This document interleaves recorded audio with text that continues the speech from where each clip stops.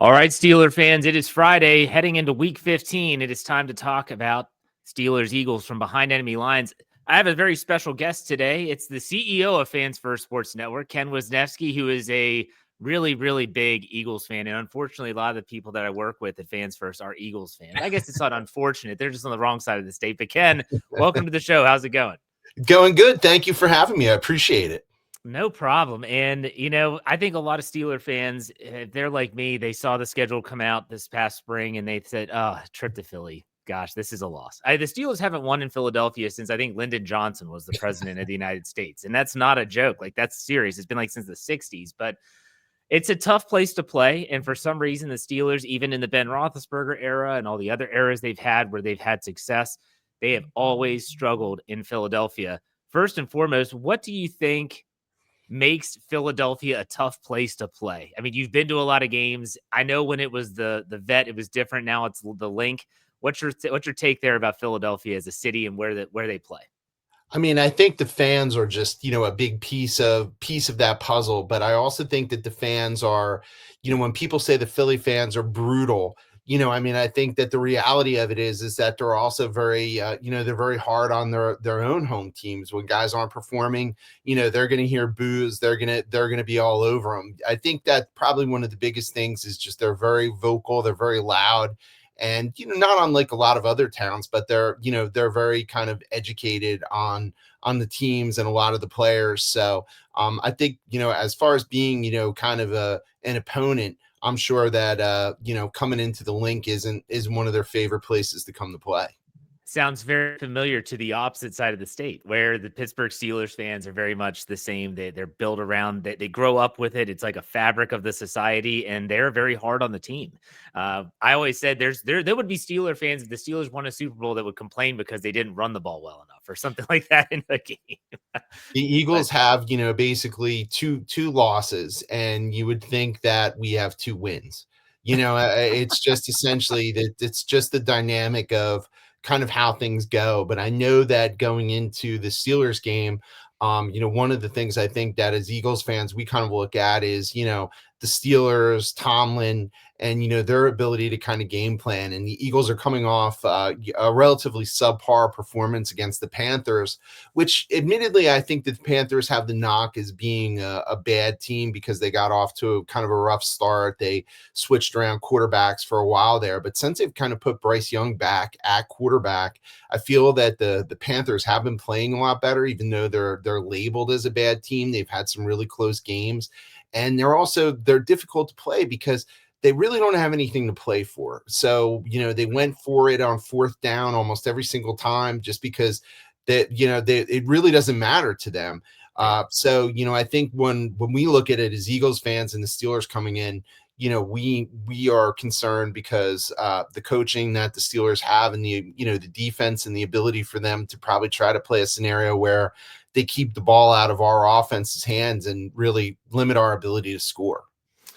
All right, so I want to talk first and foremost about the offense, the Philadelphia offense. And the first topic I want to bring up is I looked this statistic up for my Wednesday podcast, is that against the Panthers was the 10th time this season that the Eagles have not scored a point in the first quarter.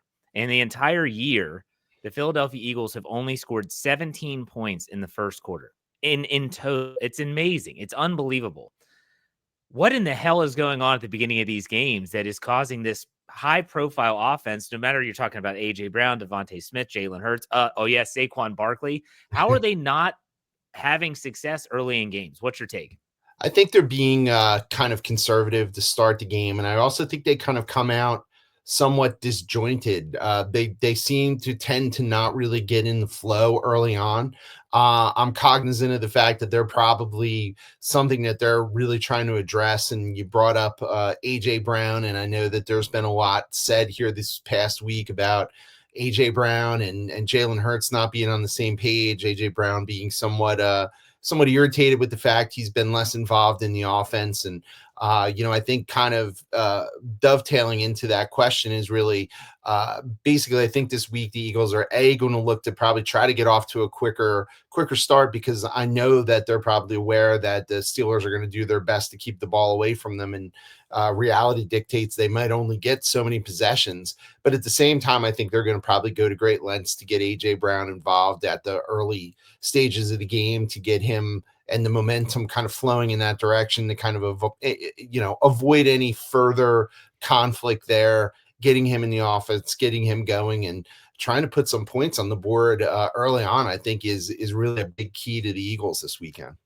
Do you think that's a good decision? Because when I hear you say that, and you're not the only one, our buddy Pez from Pez's Picks, we had a very good debate on our podcast yesterday about this because he picked the Eagles and I staunchly disagree. But still, I said that I think this drama, if they start to force feed AJ Brown, if I'm the Steelers, I'm like, hey, you're not going to give it to Saquon Barkley. You're not going to have a team that runs the ball that averages over 190 yards a game on the ground, the number one rushing offense. You're not going to give him the ball. By all means, had it, because I'll take my chances getting after Jalen Hurts. The Eagles have been sacked 36 times this season, so that he's taken sacks. As an Eagles fan, when you hear them potentially thinking about, okay, we're going to force feed AJ Brown, does that give you a good feeling about the approach offensively? I think that one of the things that I looked at was last week, there were a lot of reads that AJ Brown was probably the first read and Hurts through to the second or third read, and AJ Brown was open. Even on the touchdown pass that Jalen Hurts threw to Devontae Smith, AJ Brown was wide open. He definitely was the first read on that, and Jalen went to Smith on that. So I think that when I say force feeding him or getting him involved, I think it just is more of prioritizing some touches for him. I don't necessarily think that means deviating away from Saquon and the process that they've been doing, because it's been effective. But I think there's a way that you could get him a little bit more involved in it. I think last week, I don't think he even touched the ball or was targeted until probably midway into the second quarter. I think they could do a better job of just getting him a little bit more engaged, keeping him a little bit more involved, without basically throwing out their offense and, kind of diverting away from what's been effective. But I think it's probably a balancing act, right? That's one of the biggest challenges when you have a lot of playmakers, is how do you keep them all happy? How do you keep them all getting the ball? How do you keep them all in the flow of the game? And I think that for whatever reason, it just seems like Hurts and Brown haven't been on the same page. And I'm sure that's a big piece of what the Eagles have been working on this week.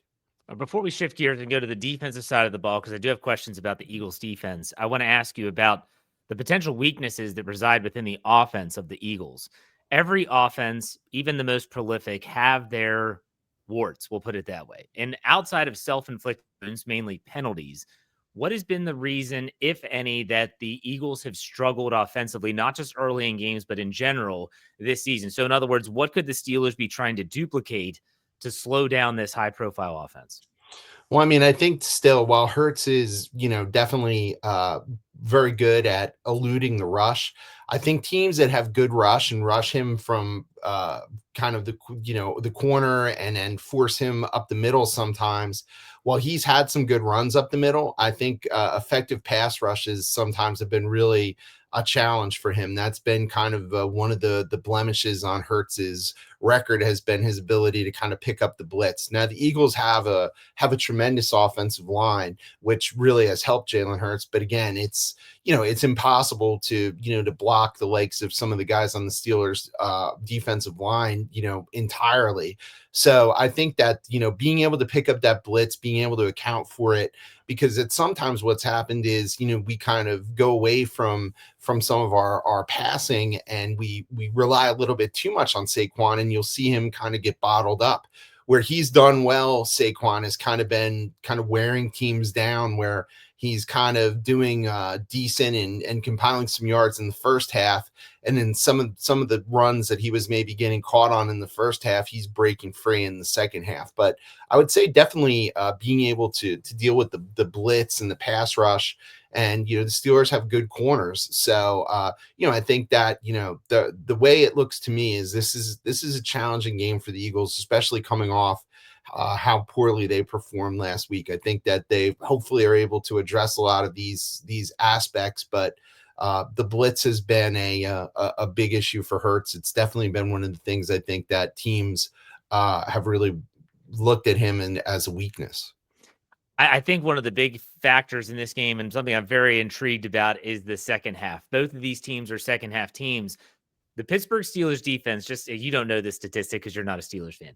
The Steelers have surrendered only 16 points in the third quarter the entire season. And that's the second fewest since the 1970 AFL NFL merger. They are playing out of their minds coming out of halftime. But the Eagles are also a second half team that really explodes in the second half. So this is kind of a sense of good on good when you talk about the Steelers run offense versus the Eagles run defense, and the Steelers run defense versus the Eagles run offense. So let's talk about that defense.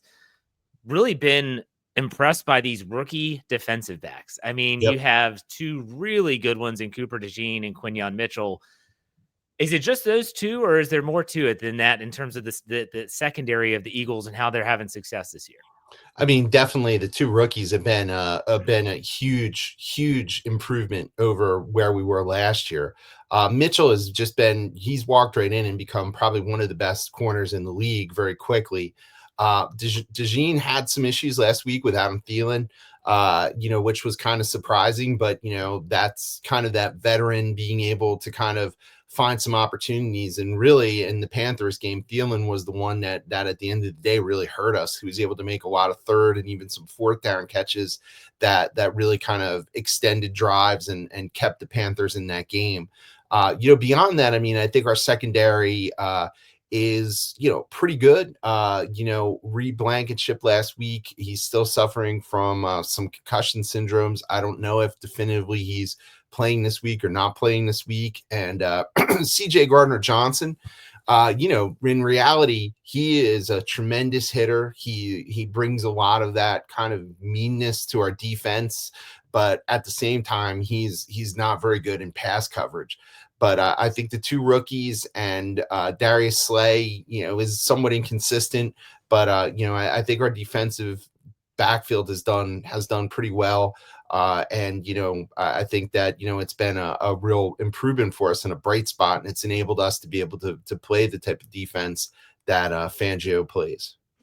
So I'll mirror the question I asked about the offense and the potential weaknesses when the Eagles have struggled slowing teams down, and they've done a tremendous job. I mean, they're one of the top defensive units in the NFL, statistically speaking. What has been their bugaboo? What has been the issue that they've dealt with that has allowed teams to move the ball and to put points on the board? I think it kind of was illustrated last week in that Panther game. Some of those intermediate short passes that are kind of falling under the defense and being able to connect on them on third downs and last week on fourth downs has been really something that's giving them some trouble. It seems that we do a good job keeping the longer plays to a minimum, but some of those shorter plays I think are the ones that have really hurt us. And obviously, a piece of that is our pass rush being able to get enough pressure to be able to slow down some of those passes. Last week, Bryce Young was able to evade some of the pressure and was able to extend some plays and make some of those throws. So I think, in theory, Russell Wilson's a very similar type quarterback in his ability, even at his advanced age, to be able to kind of move around the pocket and make some of those good throws.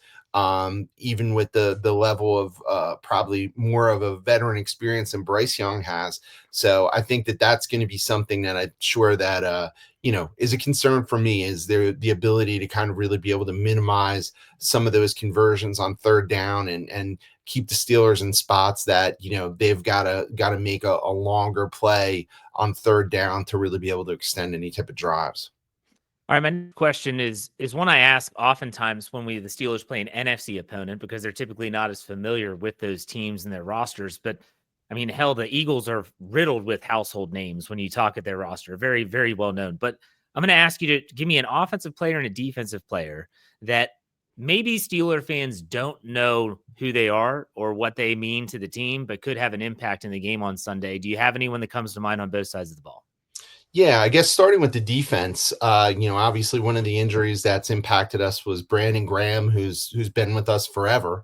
Went down a couple of weeks ago, so we've had to make some changes on the defensive side, and a rookie that we got in the third round, Jalix Hunt, has been playing a lot more of the edge, and last week I would say really started to flash. He had some really good plays, some really good pressure on on Bryce Young last week, and I feel like he's not someone who's a household name, just being a rookie. And at the beginning of the year, it looked like he wasn't really getting any playing time, and it looked like we might have had a miss there on that pick. But he's really picked things up, and he's really playing well. And I think that he's someone from the defensive perspective that is really kind of flashing and improving, and I've been pretty impressed with. He originally, I think, played safety, and in college, I think they moved him down the linebacker. And now I think he's playing the edge. So he's quick, and he's definitely been doing a great job getting some pressure. So keep that name in mind this week when you're looking at who's pressuring Russell Wilson.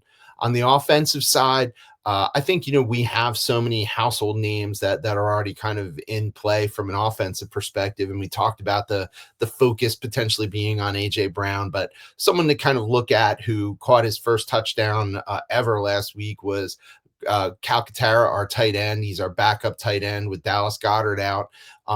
It looks like the Eagles have just kind of shifted and moved him to kind of be that spot. And the tight end plays a heavy piece in the Eagles process. And he's someone that I feel that Hurts has good trust in. And it seemed like he was starting to make some more plays last week. And, while I wouldn't put him at the same level as Dallas Goedert, he's been he seems like he's pretty sure-handed, and he's someone I think if the Steelers are focusing a lot on some of those big names, he's someone that could surprise you and have a pretty good game this weekend. Yeah, it's going to be on Patrick Queen to slow down the tight ends over the middle for sure. Are there any other injuries of note? I mean, is Goddard expected to miss this game on Sunday? Goddard is out. Brandon Graham is out. Blankenship, our safety, is right now. I don't know where he's at in the concussion area, but he would be an interesting one to watch if he doesn't play, because that means that we've got to move around some of the defensive backs and move in some players like Avonte Maddox and some other guys that maybe haven't been playing as much. And I think it messes up with our alignment a little bit on the backside of the defense. But I think those are some of the key components to kind of the injuries. And, one of the things also that, is kind of interesting to look at and isn't, definitively something that you could kind of classify as an injury. But I think somewhat of a little bit of an interesting storyline of this game is, you mentioned about how many times Hurts has gotten sacked this year. And a couple of weeks ago, it looked like Hurts might have to miss a little bit of time, but it was right up against the half. He was able to go in at the half, and he was able to kind of get back together, and he was able to come out and play the second half. But who our backup. Oh, good Lord! If Kenny Pickett, if the NFL scriptwriters are a real thing, then Kenny Pickett will see the field at Lincoln Financial. Yes. I thought about that, but obviously I'm hoping Hurts stays healthy. But I think that there's been a lot of conjecture. I know I was at the game a few weeks ago. It was against the Commanders, and Hurts went down and it was halftime. So a lot of people were out and about at the concessions and doing whatever they do at halftime. And something came up on the board that Hurts was being evaluated for a head injury and was questionable. And, everybody was, pretty concerned. And we saw Pickett with his helmet on throwing, coming out of the tunnel really quick before halftime was over. And, I think everybody, had a lot of concern. And then Hurts came out, he was throwing, got his helmet on and went back in. But I would say that the Eagles fans, and the Eagles in general, I think so much of our process is really relying on Hurts. You talk about the tush push, whatever you want to call it.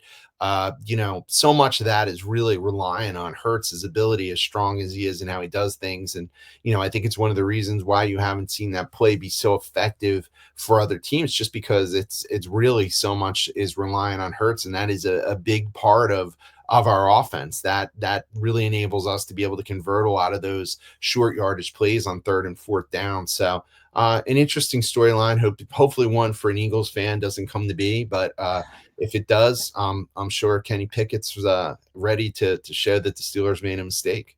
Well, that or he's going to spin right into TJ Watt a bunch of times. One or the other. One or the other. Yeah. All right. Let's finish this up with the current line is the Steelers are getting 5.5 points on the road in Philadelphia with an over-under of 42.5. I don't need a score prediction, Ken, but I just want to know what's your vibe going into this game. What do you think? How's it going to play out in your opinion? I think it's gonna be lower scoring. I think that the 42, I would probably be more to look at the under on that. I think that from my perspective, I think the Eagles win, but I'm not sure they cover. And one of the things that I think has become a bigger issue for the Eagles has been our kicking. Jake Elliott last year was amazing, phenomenal. I mean, he was hitting everything. A couple years ago, he was a little bit inconsistent. This year, he's extremely inconsistent. Again, the game I was at, he missed 2 field goals and an extra point. And then we just started going for 2 on every touchdown. Last week there was an opportunity for the Eagles to kick a field goal that I feel in weeks past Sirianni would have tried to kick, and he went for it on 4th down. It ended up working out for us, but it was one of those scenarios that I could clearly see that they've lost faith in Jake. So when we look at the line, when we look at the scores, the field goal has been something that has been a big piece of the Eagles offense. It was almost a weapon last year during that hot start that we had. And, I would say that that's a spot right now that we really have some questions at. So while I'm predicting the Eagles to win, I'm predicting it to be a very, very close game. Probably not covering. I would take under 42 in that perspective. But, I'm not as experienced as someone like Pez. By the way, Jeff, Pez and myself are going to be there at the game Right? with another one of your Yeah, one of your members, Mr. Brian Anthony Davis. that's right. So we'll be making sure to keep you updated on what's going on there. Oh, for sure. And trust me, Pez, who went 0-4 in the NFL last week, I'm not going to say that, but he did take the Eagles to cover. And I Okay. said, I think he's way off, but that's neither here nor there. Ken, I appreciate your time. You're a very busy man. Enjoy the game this weekend, and we'll be in touch. All right. Thanks, Jeff. I appreciate the time. Thank you. Uh-huh.